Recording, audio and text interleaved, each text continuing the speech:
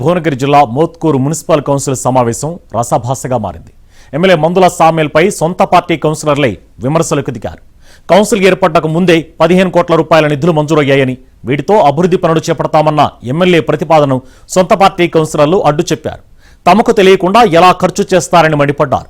Minutes book విషయంలోనూ వాగ్వాదం చోటు చేసుకుంది. ఎమ్మెల్యే అనుకూల వ్యతిరేక వర్గంతో పాటు ఎంపీ వర్గం నాయకులు వాగ్వాదంతో గందరగోళం ఏర్పడింది.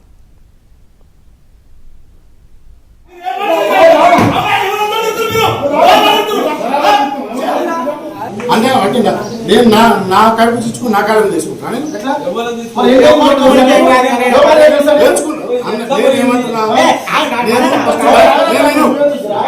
నేను క్వశ్చన్ చేశాను, పక్కకు తీసుకొచ్చి నీ చెవులో చెప్తున్నాను.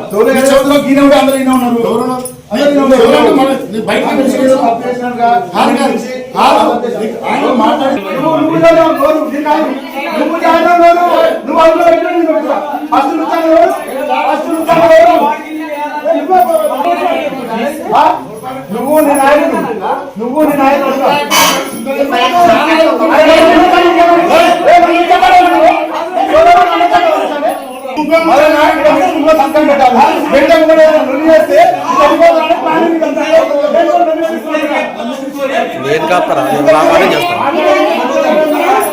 నన్ను వీడియో నేను కాదు